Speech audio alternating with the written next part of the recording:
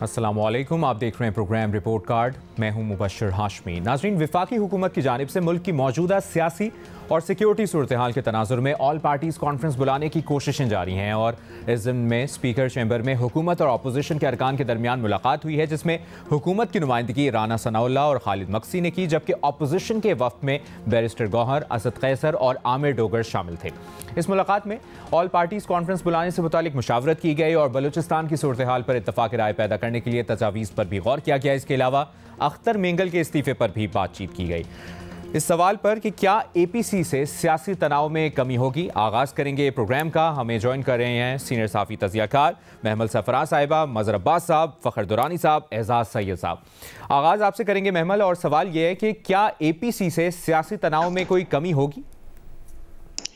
देखिए मुबश्शिर, आपको पता है कि मेरा तो इसके ऊपर एक हमेशा कंसिस्टेंट व्यू रहा है कि तमाम सियासी जमातें जो हैं उनको मिल बैठकर डायलॉग की सख्त ज़रूरत है, और वो आज नहीं बहुत सालों से मैं ये बात कह रही हूँ। और उसकी अब जो बहुत इस तनाजुर में बहुत अहम है कि यहाँ पर जो एक हाइब्रिड सिस्टम है, जो हाइब्रिड निज़ाम हमने 2018 में देखा, जो स्टार्ट हुआ था, अब हमने देखा है कि उसकी ना इस तरह लगता है कि परमानेंस हो गई है।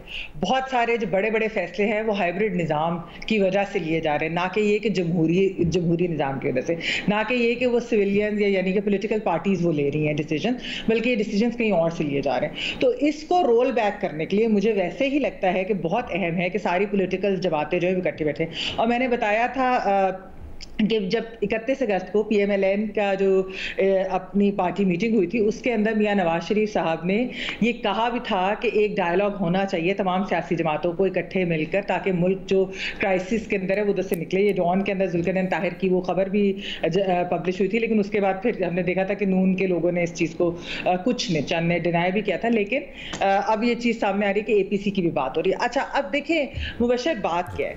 बात यह है कि ये एक बहुत अच्छा आइडिया तो है कि APC हो, इसके अंदर बैठकर सारे बात करें, हर चीज़ के ऊपर बात हो, वो बेशक इकॉनमी हो, वो पॉलिटिकल चीज़ें हो। क्या इसका ओवरऑल कोई बहुत ज़्यादा फ़ायदा होगा कि नहीं? देखिए, इसके ऊपर भी बहुत लोगों को ये कि जी आइडियल सिचुएशन में तो ज़रूर इकट्ठे बैठे, लेकिन ऐसा शायद प्रैक्टिकली हो ना कि बहुत ज़्यादा फ़ायदा होना। लेकिन हमें ये चीज़ें सियासी जमातों को ये नहीं सोचना चाहिए कि फौरी कोई फ़ायदा होगा कि नहीं। जब एक दरवाजे कभी नहीं बंद करते, डायलॉग के जब दरवाजे जब बंद किए गए तो हमने देखा है कि उसका नुकसान नहीं हुआ है। आप वो देख लें कि जब इमरान खान साहब हुकूमत में थे और अपोजिशन के लोग उनको कहते थे कि चार्टर ऑफ इकोनॉमी कर लेते हैं, बात कर लेते हैं, लेकिन उन्होंने इनसे बात करने का साफ इनकार कर दिया। उसकी वजह PDM की गवर्नमेंट है, वोट ऑफ नो कॉन्फिडेंस, जब इलेक्शंस की डेट के ऊपर भी सारी चीज हो रही थी, तो वो इलेक्शन के मामलात भी नहीं तय हुए क्योंकि खान साहब ने इनकार कर दिया लास्ट मिनट के ऊपर। तो ये जो चीजें आपने देखा कि उसका नुकसान ओवरऑल क्या हुआ है पूरी हमारी सियासत को। और जो इस वक्त पोलराइजेशन है, मैं कहती हूँ कि ये ऐसी पोलराइजेशन हमने ना 90 की दहाई में देखी, ना पहले देखी, ये बिल्कुल ही एक और तरह की है। तो इसलिए बहुत ज़रूरी है कि APC हो, उसके अंदर हर तरह के मामला जो हैं वो डिस्कस हों, सब बैठें, और बल्कि इदारों के किरदार, रोल के ऊपर भी खुलकर बात होनी चाहिए। और कोई रेड लाइन्स, सियासतदानों को भी अपने लिए रेड लाइन्स तैयार कर जो है ना उसके तय करनी चाहिए, क्योंकि हमने देखा कि यहाँ पर बाकी सबके लिए रेड लाइन उम्मीद है कि सियासी तनाव में कमी होगी फिर APC से? जी सॉरी, आप पूरी उम्मीद हैं कि इस APC से फिर सियासी तनाव में कमी होगी?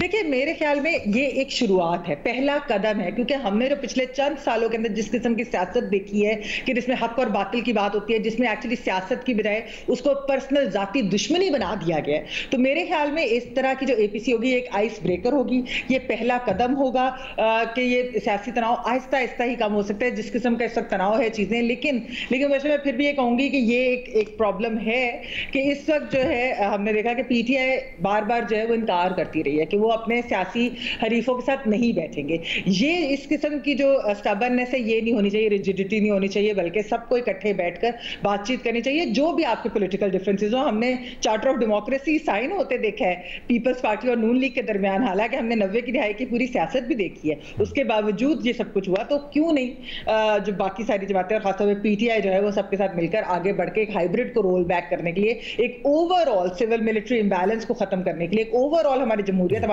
सिस्टम को बचाने के लिए वो क्यों नहीं ये करते? ये जो चीज है कि सिर्फ हमारी बारियां लगी रहेंगी हाइब्रिड के अंदर, एक जमात की तो कल दूसरी की तो परसों तीसरी की, ये ट्रेंड खत्म होना चाहिए, क्योंकि इससे वोटर्स डिसएनफ्रेंचाइज हो रहे हैं, इससे हमारी जमहूरियत डिसएनफ्रेंचाइज हो रही है, इससे हम सबको नुकसान होता है। एजाज, जो एक तो महमल जो बात करी उस पर आपका कमेंट और बुनियादी सवाल, क्या एपीसी से सियासी तनाव में आपको लग रहा है कि कमी होगी? देखिए मुबशर, एपीसी बड़ी अच्छी बात है और जिस तरह के हम सुन रहे हैं कि एपीसी का जो एजेंडा है उसमें बलूचिस्तान शामिल है, लेकिन मेरा ये ख्याल है कि ये एपीसी उस वक्त तक कामयाब नहीं होगी जिस वक्त तक इसमें मरकज़ में मौजूद तमाम जो मेन स्ट्रीम जमातें हैं वो मौजूद हों, जिस वक्त तक सूबाई जमातें यानी कि बलूचिस्तान से मुतल्लिक़ा जो जमातें हैं वो मौजूद ना हों, और सबसे अहम जो इसमें फ़रीक है वो नाराज़ बलोच हैं। उनमें बरामदा बुगटी हैं, खान अफकलात हैं। इन तमाम लोगों को भी आपको एपीसी में लाना होगा अगर आप बामानी और जिसे कहते हैं नतीजा खेज़ ऑल पार्टीज़ कॉन्फ्रेंस करना चाहते हैं। और इसमें ज़ाहिर है हमारी जो इस्टेब्लिशमेंट है, हमारे सिक्योरिटी के इदारे हैं, उनका भी एक पॉइंट ऑफ व्यू है, उसको भी आना चाहिए और वो भी आए। लेकिन पहले कदम के तौर पे एपीसी को अगर आपने कामयाब करना है तो जितने ये बलोच हैं उनके ऊपर ज़ाहिर है केसेस भी हैं, इसमें भी कोई डाउट नहीं है कि वो केसेस नहीं हैं। केसेस आपको पता है हमारे यहाँ बनते भी किस तरीके से हैं, कुछ केसेस शायद दुरुस्त भी हों, ज़ाहिर है हमें हर केस की तफसील नहीं पता, लेकिन चूँकि बलूचिस्तान एक मुसलसल हमारे जिस्म पर बनने वाला एक ज़ख़म बन गया है जो कि हमें मुसलसल तकलीफ़ दे रहा है, और अगर जिस्म का कोई एक हिस्सा तकलीफ़ में होता है तो आपका पूरा जिस्म वो प्रॉपरली काम नहीं कर पाता। आपकी जो त्वचा है, आपका इर्तिकाज़ है जो आगे बढ़ने के लिए बहुत ज़रूरी है, वो मुनक़सिम हो जाता है। तो हमें इस तमाम मामले को हल करने के लिए जो बलोच नाराज़ हैं, जो बलोच लड़ाई कर रहे हैं, जो बलोच पहाड़ों में हैं, जो बलोच बैरूने ममालिक जलावतनी इख्तियार किए हुए हैं, उनको भी बुलाना होगा अगर आपने इस सारे मामले को बामानी बनाना है, नतीजा खेज़ बनाना है। अदरवाइज़ तो जो ऑल पार्टीज़ कॉन्फ्रेंस है वो निश्चितन गुफ्तन और बर्खास्तन ही साबित होगी। मेरे ख्याल में जब तक ये तमाम नुमाइंदगी के अनासर पूरे ना हों, मेरे ख्याल में एपीसी का किसी किस्म का कोई फ़ायदा नहीं होगा। फ़खर दुरानी साहब, आपको भी यही लगता है?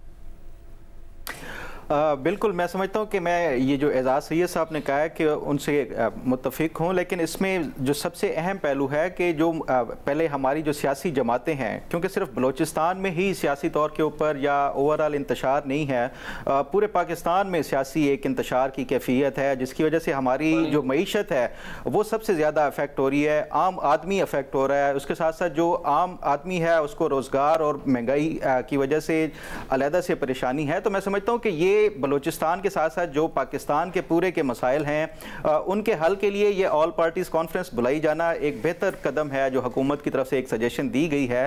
लेकिन सवाल ये है कि क्या ये एपीसी कामयाब हो सकती है या इवन बुलाई भी जा सकती है या नहीं बुलाई जा सकती। तो मैं समझता हूँ कि मुझे तो ये भी डाउट है कि ये एपीसी बुलाई भी जाएगी, क्योंकि इससे पहले भी कुछ अर्सा पहले ये एपीसी के हवाले से बात हुई थी, लेकिन उसमें जो मेन एक अहम फरीक है सियासी तौर के ऊपर वो पीटीआई है। पीटीआई के आज अरकान चाहे वो स्पीकर उसमें चैम्बर में मिले हैं या इस हवाले से सजेशन के ऊपर बात भी हुई है, लेकिन उसके साथ जो एक और डेवलपमेंट हुई वो ये हुई कि इमरान खान ने एक ट्वीट किया हुआ है। उस ट्वीट में उन्होंने दोबारा से ये जो मौजूदा तमाम तर सूरत हाल है उसमें आर्मी के हवाले से वो किया है कि ये फ़ौज सिर्फ एक सिपा सलार की नहीं होती, पूरी कौम की है।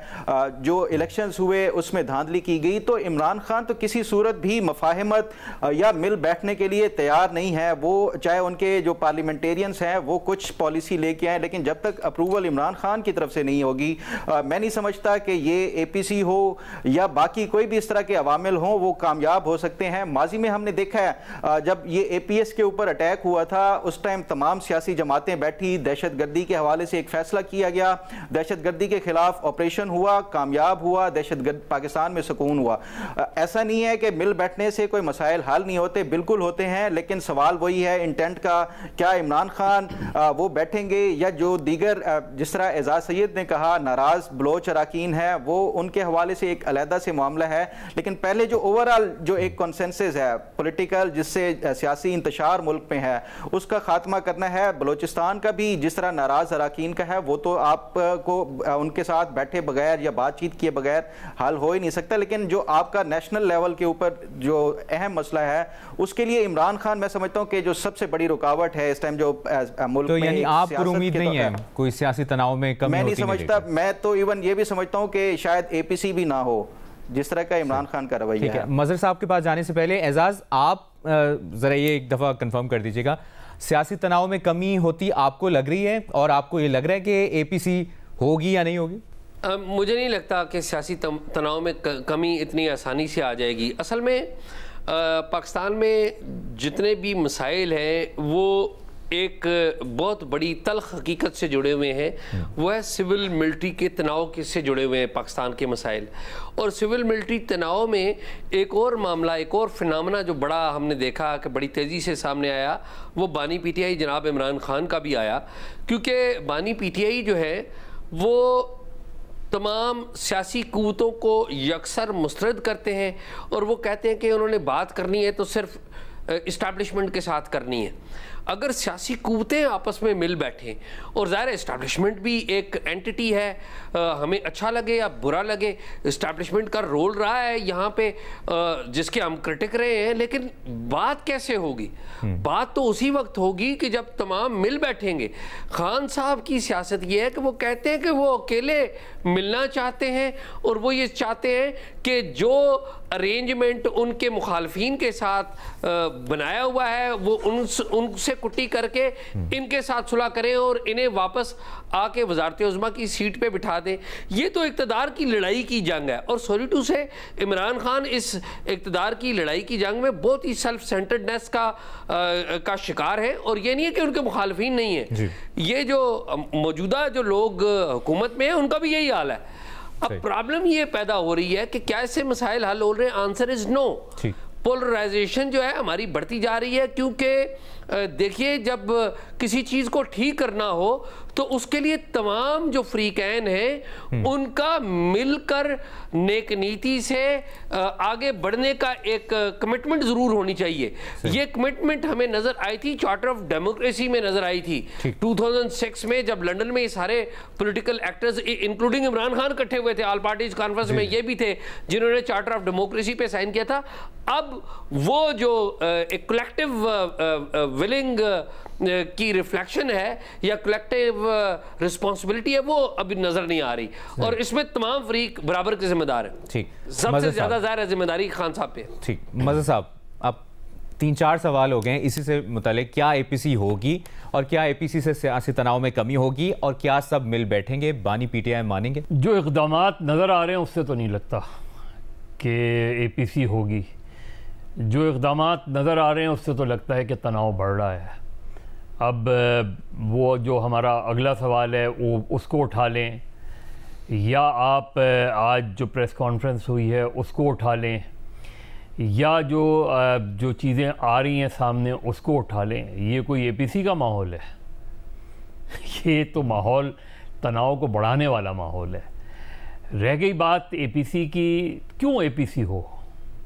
पार्लियामेंट किस मर्ज़ की दवा है? पार्लियामेंट क्यों नहीं इसको सीरियसली लेती? पार्लियामेंट क्यों नहीं सीरियस डिबेट करती? बुलाएं, आप सिक्योरिटी इदारों को भी बुलाएं, पार्लियामेंट में बुलाएं, सेनेट ऑफ द होल जो बनाई थी उसमें आप बुलाएं, उसमें आर्मी चीफ भी आ चुके हैं, उसमें चीफ जस्टिस भी आ चुके हैं, उसमें DGI भी आ चुके हैं, उनको बुलाएं, उनसे लें, अपना इनपुट लें, फिर उनको भी बुलाएं जो पार्लियामेंट में नहीं है और जो जैसे बलूचिस्तान में आप बुलाएं पार्लियामेंट या उसमें बुलाएं, आप मारंग को बुलाएं, आप मंजूर पश्तीन को बुलाएं, आप सुने ना सबकी बात और पार्लियामेंट फैसला करे। पार्लियामेंट से ज़्यादा इफेक्टिव फोरम और हो कौन सकता है? अब पार्लियामेंट कर क्या रही है? वो एक बहुत ही शेमफुल हमारे सामने चीज़ें सामने आ रही हैं। मैं हैरान हूँ, जो सेकंड सवाल पे उस पर बात करेंगे कि इस तरह का बिल भी एक जमहूरी माशरे में पास हो सकता है। ये तो अंग्रेज़ ने सेक्शन 144 लगाया था, लेकिन ये जो सेक्शन 144 लगने जा रहा है और जो लगाने जा रहे हैं ये वो खुद भुगतेंगे जब वो अपोजिशन में होंगे इस चीज़ को।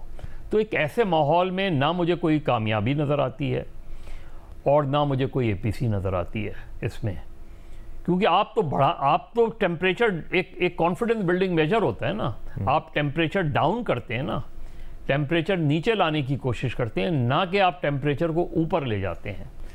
अपोजिशन का भी, इमरान खान का भी जो रवैया है वो भी अजीब सा है।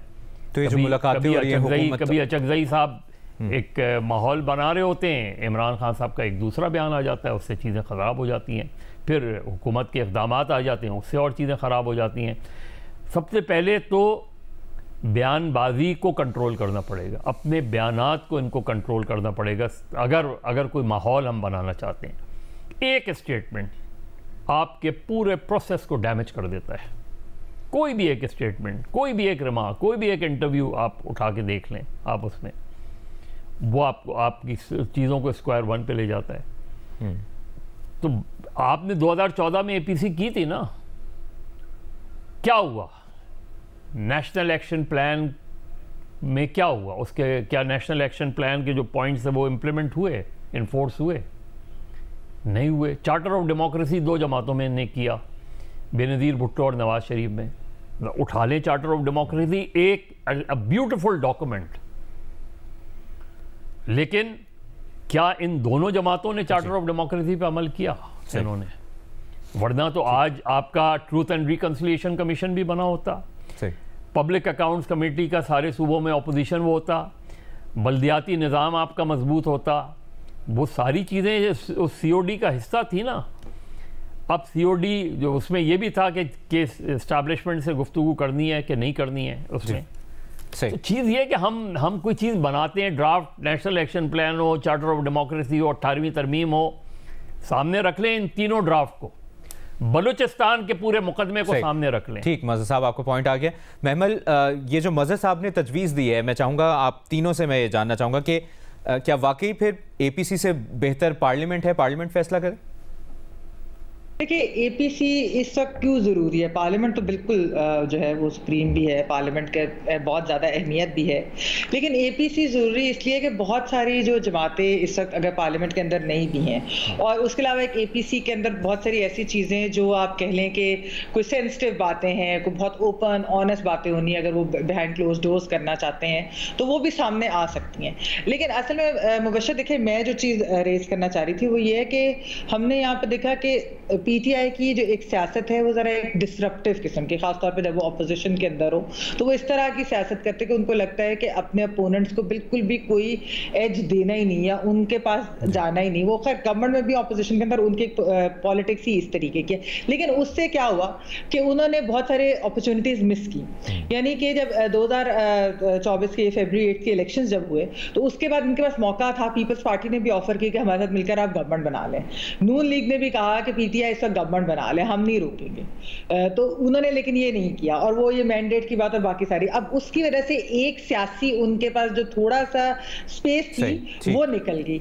इस वक्त हुकूमत के ऊपर प्रेशर नहीं है, हुकूमत की इकोनॉमिक इंडिकेटर्स चीजें ठीक हो रही है। इस वक्त किस पे प्रेशर है? पीटीआई के ऊपर प्रेशर है, खासतौर पर जनरल फैज हमीद की गिरफ्तारी के बाद। आज आपने डीजीआईएसपीआर के प्रेशर भी सुनी, तो उसके बाद अब मेरे ख्याल में अब पीटीआई को अब भी रियलाइज अगर कर ले, कोई लेट नहीं हुआ कि एपीसी में हम बैठ जाएं और हम इनके साथ बात आपका पॉइंट आ गया। फ़खर, मुख्तसरन रखिएगा, मज़हर साहब ने जो तजवीज़ दी है। मेरा ख्याल है महमल ने बिल्कुल दुरुस्त बात की है कि एपीसी इसलिए ज़रूरी है कि ऐसी कई जमातें हैं, इवन जो नेशनलिस्ट पार्टीज़ हैं, बलूचिस्तान की हों, बाकी हों, वो पार्लियामेंट में उनकी नुमाइंदगी नहीं है, तो इसलिए एपीसी ज़्यादा इफेक्टिव है। लेकिन सवाल वही है कि क्या होगी या नहीं होगी, मैं समझता हूँ नहीं होगी। एजाज़, देखिए, मज़हर साहब की जो नीयत है मैं उस पर बिल्कुल डाउट नहीं करता, लेकिन मुझे ये बताइए कि जिस पार्लियामेंट से बलूचिस्तान के एक बड़े प्रोमिनेंट रहनुमा अख्तर मैंगल अदम एतमाद करते हुए रिज़ाइन करके जा रहे हैं, जिस पार्लियामेंट के ऊपर 8 फरवरी के इंतखाबात के नताइज के हवाले से एक सवालिया निशान लगा हुआ है, और ये जो सवालिया निशान है ये पहली दफ़ा नहीं लगा, 2018 के इंतखाबात में भी एक बहुत बड़ा सवालिया निशान लगा हुआ था। तो मेरा ये ख्याल है कि ये सारे मसाइल पैदा क्यों हुए? ये मसाइल पैदा ही इसलिए हुए हैं कि पार्लियामेंट एक तो विल ऑफ द पीपल को रिफ्लेक्ट नहीं कर रही। जब विल ऑफ द पीपल को रिफ्लेक्ट नहीं कर रही तो इसकी लेजिटिमेसी के ऊपर जो क्वेश्चंस हैं उसकी वजह से ये अपना मौसर किरदार अदा नहीं कर पाती और फ्रंट फुट के ऊपर आकर तमाम स्टेक होल्डर्स को नहीं बुला पाती। तो मेरे ख्याल में बड़ी अनफॉर्चुनेट और बिटर हकीकत ये है बस चंद सेकंड में अगर आप मुख्तसरन कर सकते हैं। यानी हम जिस एपीसी की बात कर रहे हैं उस एपीसी का फैसला स्पीकर की सदारत में होने वाले इजलास में किया जा रहा है कि बुलाना चाहिए, और हम कह रहे हैं कि उस पार्लियामेंट की कोई हैसियत नहीं है। पार्लियामेंट पर क्वेश्चन मार्क अपनी जगह है, पार्लियामेंट के ऊपर आप सवालात बेशुमार तहफ़्फ़ुज़ात हैं, जिस तरह मैंने कहा कि जो पार्लियामेंट कर रही है जी, लेकिन पार्लियामेंट किसी एक उसको रिफ्लेक्ट नहीं करती। पार्लियामेंट, अगर आप डेमोक्रेसी और कॉन्स्टिट्यूशन की बात करते हैं, parliament is the right forum. ठीक है, ठीक है, एक ब्रेक लेते हैं और ब्रेक के बाद एक और अहम सवाल अपने तजियाकारों के सामने रखें। साथ रहिए।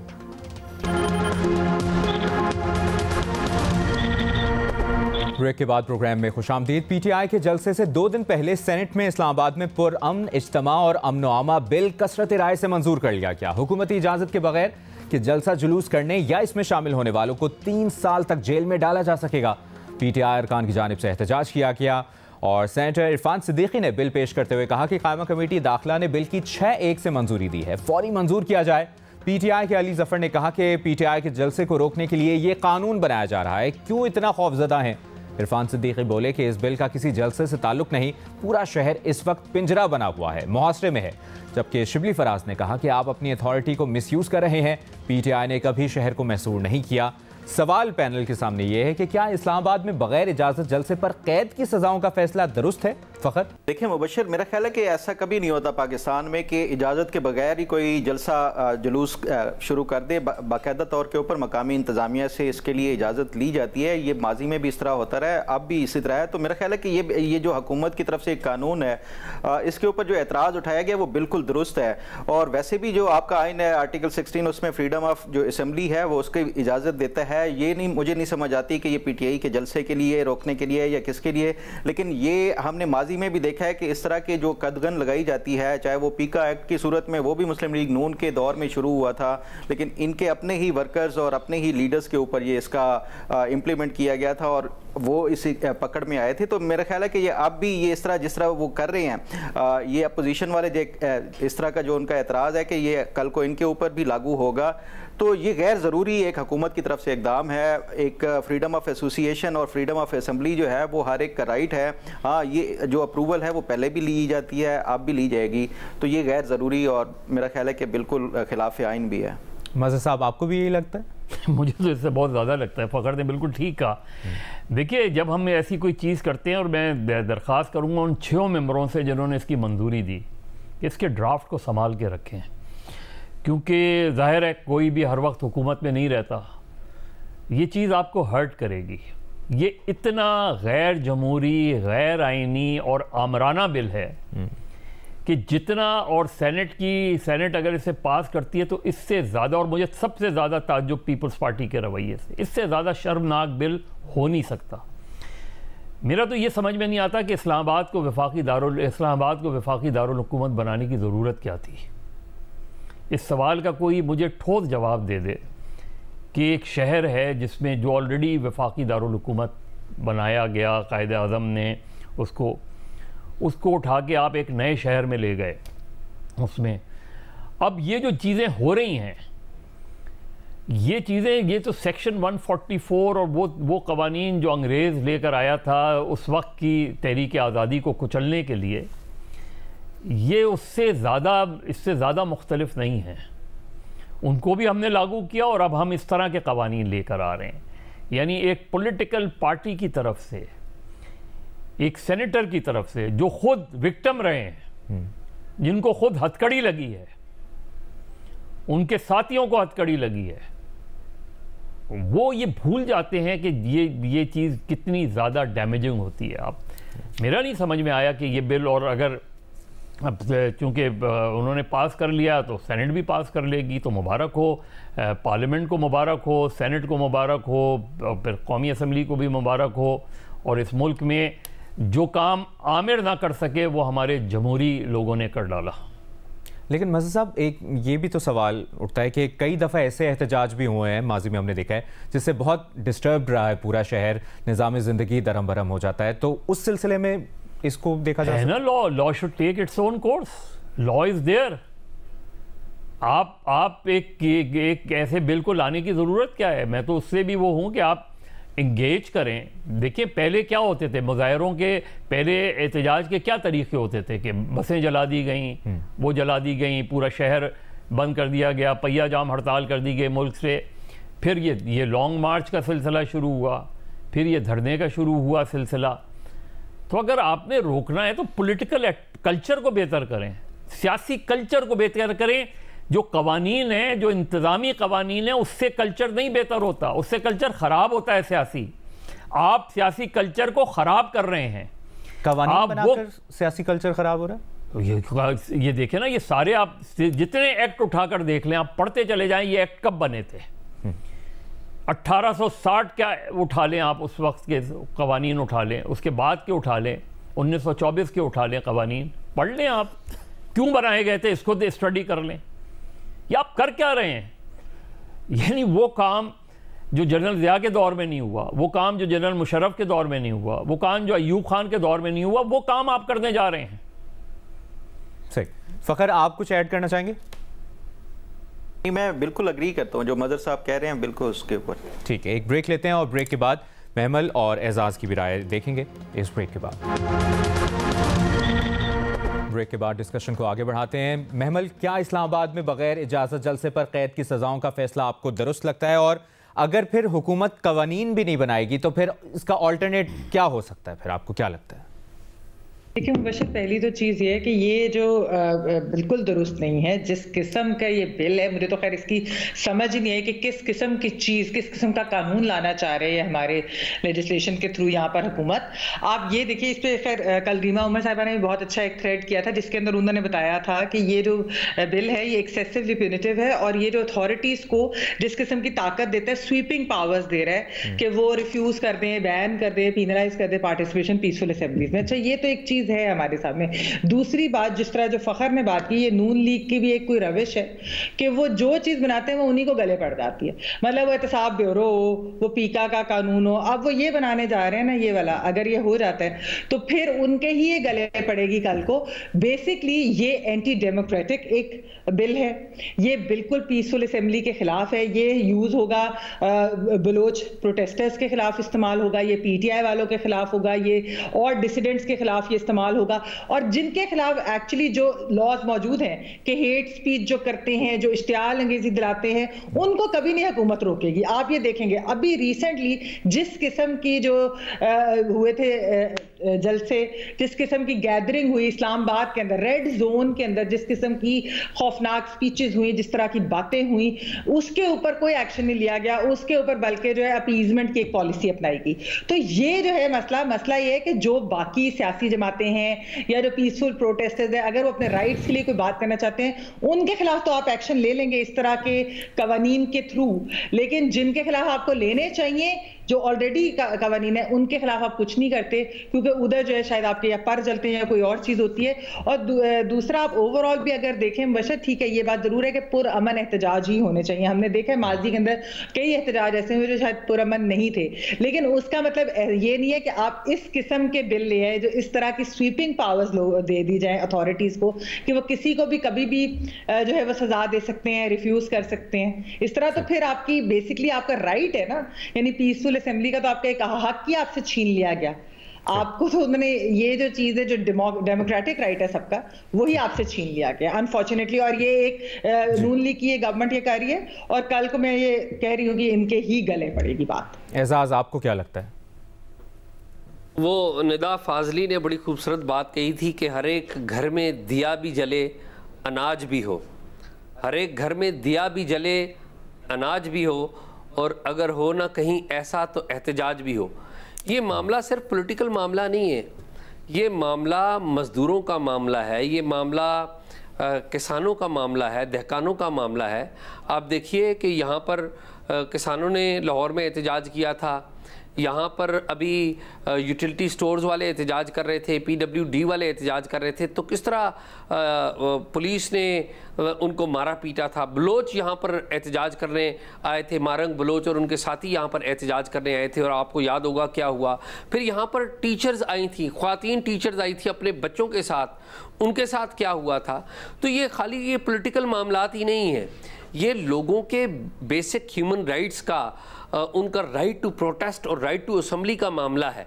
आप कानून साजी करते हैं ऐसी, जब आप पावर में आ जाते हैं और फिर बाद में वही कानून साजी आपके ऊपर इस्तेमाल होती है।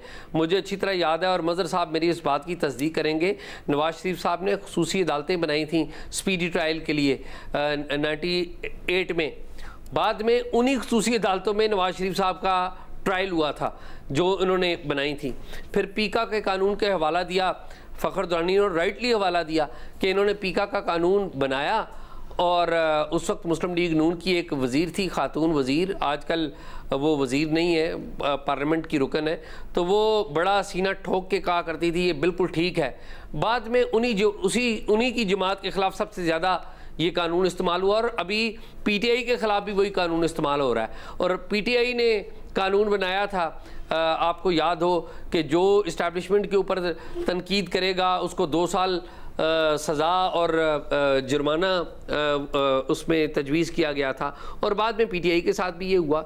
और मैं इरफान सिद्दीकी साहब जैसे आदमी जिनके साथ खुद हुआ कि उनके घर में गैर कानूनी तौर पर घुस के उनको गिरफ्तार किया गया, उनको ले जाया गया और जुल्म किया गया, ज़्यादती की गई, वो जब उनके साथ ज़्यादती हो रही थी हम सारे आवाज़ उठा रहे थे, हमें उठाना भी चाहिए थी, और वो उस वक्त असूल और कायदे और क़वानीन की बात करते थे, आला अखलाक और आला जिसे कहते हैं मॉरल ग्राउंड्स की बात करते थे। और मुझे नहीं समझ में आई कि इरफान सिद्दीकी साहब के जो आला मॉरल ग्राउंड्स हैं अभी कैसे चले गए। शायद उनकी आंखों पे इक़्तिदार की पट्टी बंध गई है। हमारे तो बड़े मोहतरम हैं, हमारे बड़े एहतराम करते हैं, लेकिन मेरे ख्याल में बड़ी अफसोसनाक काम है। लेकिन एट द सेम टाइम ये बात ज़रूर है कि बाज़ एहतजाज ऐसे हैं जिन्होंने अवाम का जीना भी दुभर कर दिया।